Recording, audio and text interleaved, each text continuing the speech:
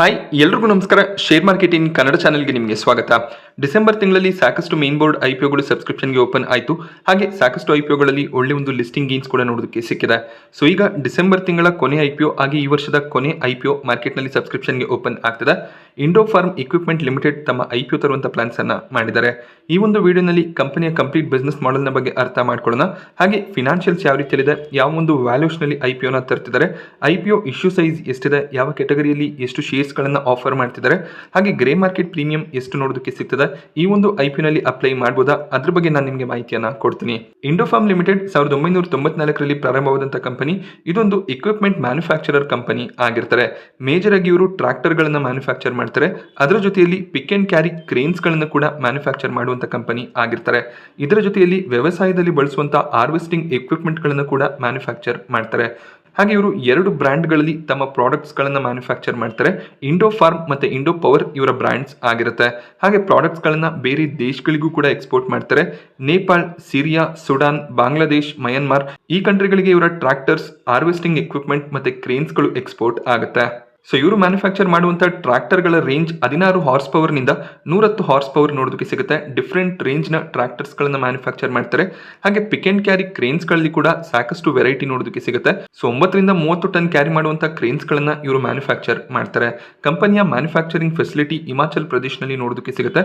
ಒಂದು ದೊಡ್ಡ fully integrated manufacturing ಫೆಸಿಲಿಟಿಯನ್ನು company ಹೊಂದಿದ್ದಾರೆ. ಸೊ ಇದೊಂದೇ ಮ್ಯಾನುಫ್ಯಾಕ್ಚರಿಂಗ್ ಯೂನಿಟ್ ನಲ್ಲಿ ಇವರು ಟ್ರಾಕ್ಟರ್ಸ್ಗಳು, ಕ್ರೇನ್ಸ್ಗಳು ಹಾಗೆ ಹಾರ್ವೆಸ್ಟಿಂಗ್ ಎಕ್ವಿಪ್ಮೆಂಟ್ಗಳನ್ನು ಮ್ಯಾನುಫ್ಯಾಕ್ಚರ್ ಮಾಡ್ತಾರೆ.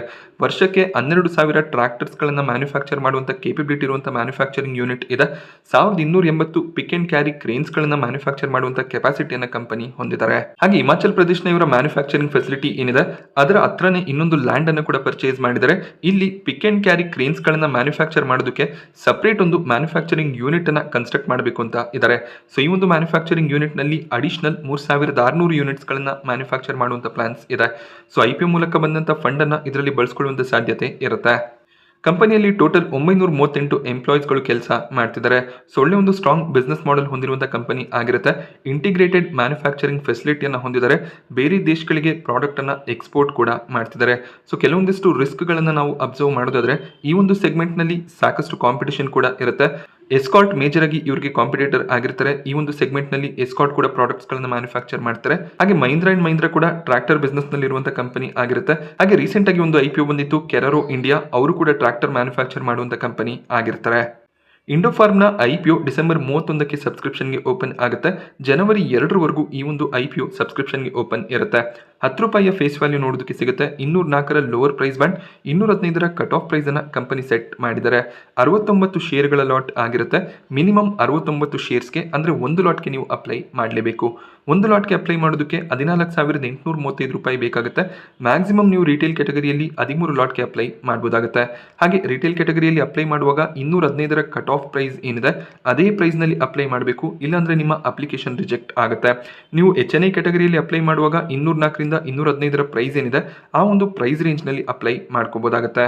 ಇಂಡೋಫಾರ್ಮ್ನ ಐಪಿಒ ಅಲಾಟ್ಮೆಂಟ್ ಡೇಟ್ 3 ಜನವರಿ ಆಗಿರುತ್ತೆ. ಅಲಾಟ್ಮೆಂಟ್ ಸಿಗ್ಲಿಲ್ಲ ಅಂದ್ರೆ ಬ್ಯಾಂಕ್ ಅಲ್ಲಿ ಬ್ಲಾಕ್ ಆದಂತ ಫಂಡ್ 6 ಜನವರಿಗೆ ನಿಮಗೆ ಕ್ರೆಡಿಟ್ ಆಗುತ್ತೆ. ಅಲಾಟ್ಮೆಂಟ್ ಸಿಕ್ಕಿದ್ರೆ ಶೇರ್ಸ್ ಕೂಡ 6 ಜನವರಿಗೆ ನಿಮ್ಮ ಡಿಮ್ಯಾಟ್ ಅಲ್ಲಿ ಕ್ರೆಡಿಟ್ ಆಗಿರುತ್ತೆ. ಐಪಿಒ ಲಿಸ್ಟಿಂಗ್ ಡೇಟ್ 7 ಜನವರಿ ಆಗಿದೆ. ಹಾಗೆ ಕೆಲವೊಂದಿಷ್ಟು ಸಿಚುವೇಶನ್ಸ್ ಗಳಲ್ಲಿ ನಿಮಗೆ ಐಪಿಒ ಅಲಾಟ್ಮೆಂಟ್ ಆಗದೆ ಇದ್ದಾಗ ರೀಫಂಡ್ ಅಮೌಂಟ್ ಏನಿದೆ 6 ಜನವರಿಗೆ ಕ್ರೆಡಿಟ್ ಆಗದೆ ಇರಬಹುದು. ಸ್ವಲ್ಪ ಟೈಮ್ ತಗೊಳ್ಳುವಂತ ಚಾನ್ಸಸ್ ಇರುತ್ತೆ. ಬಟ್ 3-4 ದಿನಗಳ ಒಳಗಾಗಿ ಈ ಒಂದು ಅಮೌಂಟ್ ನಿಮಗೆ ರೀಫಂಡ್ ಆಗುತ್ತೆ. ಕಂಪನಿಯ ಫಿನಾನ್ಷಿಯಲ್ಸ್ ಅನ್ನ ನಾವು ಅಬ್ಸರ್ವ್ ಮಾಡಿದಾಗ ಒಳ್ಳೆ ಒಂದು ಅಸೆಟ್ ಗ್ರೋತ್ ಕಂಪನಿಯಲ್ಲಿ ನೋಡೋದಕ್ಕೆ ಸಿಗ್ತದೆ.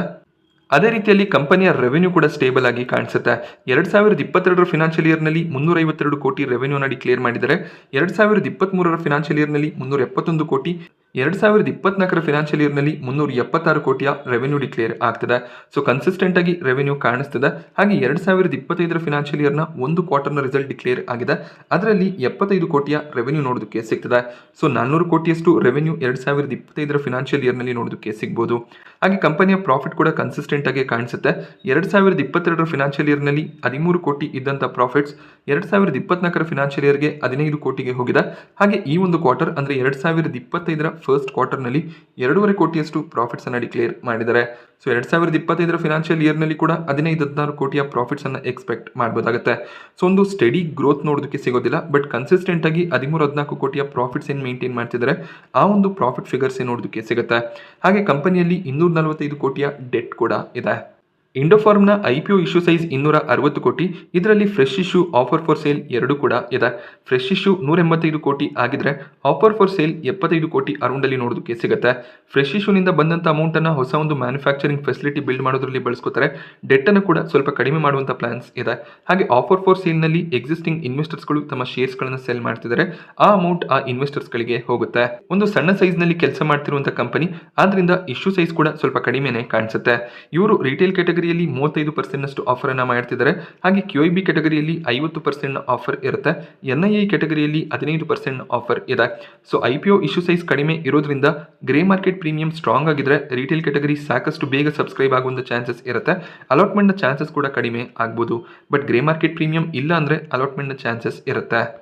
ಇಂಡೋಫಾರ್ಮ್ನ IPO ವ್ಯಾಲ್ಯೂಷನ್ ಅನ್ನು ಅಬ್ಸರ್ವ್ ಮಾಡಿದಾಗ ಕಂಪನಿ 215 ಅಪ್ಪರ್ ಪ್ರೈಸ್ ಬ್ಯಾಂಡ್ ಅನ್ನು ಏನು ಸೆಟ್ ಮಾಡಿದರೆ ಆ ಒಂದು ಪ್ರೈಸ್ನಲ್ಲಿ ಟೋಟಲ್ ಮಾರ್ಕೆಟ್ ಕ್ಯಾಪ್ 1000 ಕೋಟಿ ಅರೌಂಡಲ್ಲಿ ನೋಡೋದಕ್ಕೆ ಸಿಗ್ತದೆ.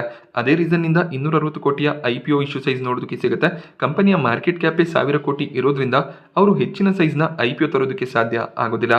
ಅದಕ್ಕೆ ಸೆಬಿ ಅಪ್ರೂವಲ್ ಅನ್ನು ಕೂಡ ಕೊಡೋದಿಲ್ಲ. ಅರ್ನಿಂಗ್ ಪರ್ ಶೇರ್ 4 ರೂಪಾಯಿ ಅರೌಂಡಲ್ಲಿ ನೋಡೋದಕ್ಕೆ ಸಿಗುತ್ತೆ. ಕಂಪನಿ 52 PE ಟ್ರೇಡ್ ಆಗ್ತದೆ. 2024 ಫಿನಾನ್ಷಿಯಲ್ ಇಯರ್ ಅನ್ನು ಕನ್ಸಿಡರ್ ಮಾಡಿಕೊಂಡಾಗ ಇಂಡಸ್ಟ್ರಿಯ ಆವರೇಜ್ PE 42 ನೋಡೋದಕ್ಕೆ ಸಿಗ್ತದೆ. ಸ್ವಲ್ಪ ಹೈಯರ್ ವ್ಯಾಲ್ಯೂಷನಲ್ಲಿ IPOನ ತರ್ತಿದ್ದಾರೆ. ROE ROCE ಕೂಡ ಅಷ್ಟು ಸ್ಟೇಬಲ್ ಆಗಿ ಕಾಣಿಸ್ತಿಲ್ಲ. 5-8% ROE ROCE ನೋಡೋದಕ್ಕೆ ಸಿಗ್ತದೆ. Debt to equity ratio stable ಆಗಿ ಕಾಣಿಸುತ್ತೆ. ಹಾಗೆ ಪ್ರಾಫಿಟ್ ಆಫ್ಟರ್ ಟ್ಯಾಕ್ಸ್ ಕೂಡ ಸ್ಟ್ರಾಂಗ್ ಆಗಿ ಇದೆ. ಕಂಪನಿಯ ಕಾಂಪಿಟೇಟರ್ಸ್ ಅನ್ನು ಅಬ್ಸರ್ವ್ ಮಾಡಿದಾಗ ನಾನು ಆಲ್ರೆಡಿ ಹೇಳಿದ ರೀತಿಯಲ್ಲಿ ಎಸ್ಕಾಟ್ ಕುಬೋಟಾ ಇವರ ಕಾಂಪಿಟೇಟರ್ ಆಗಿರ್ತಾರೆ.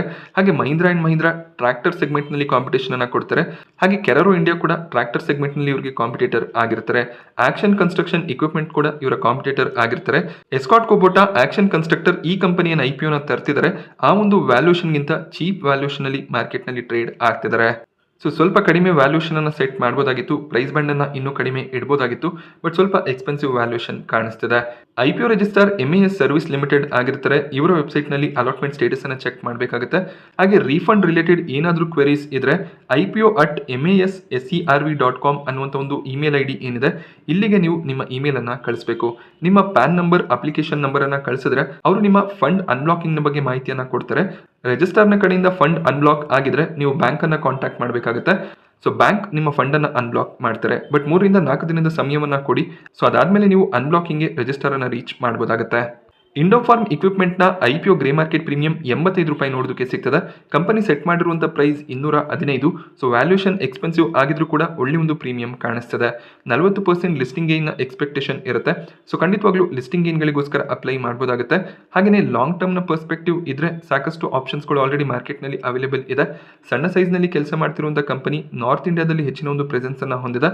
ಹಾಗೆ ಸಾಕಷ್ಟು ದೇಶಗಳಿಗೆ ಎಕ್ಸ್ಪೋರ್ಟ್ ಕೂಡ ಮಾಡ್ತಾರೆ. ಆ ಒಂದು ಫ್ಯಾಕ್ಟರ್ನ ಕನ್ಸಿಡರ್ ಮಾಡಿಕೊಂಡು ಮೀಡಿಯಂ ಟರ್ಮ್ಗೆ ಕಂಟಿನ್ಯೂ ಮಾಡಬಹುದಾಗುತ್ತೆ. ಎಸ್ಕಾಟ್ ಕುಬೋಟಾ, ಮಹೀಂದ್ರಾ ಅಂಡ್ ಮಹೀಂದ್ರಾ ಒಳ್ಳೆ ಒಂದು ಆಪ್ಷನ್ ಆಗುತ್ತೆ ಈ ಒಂದು ಸೆಗ್ಮೆಂಟ್ನಲ್ಲಿ.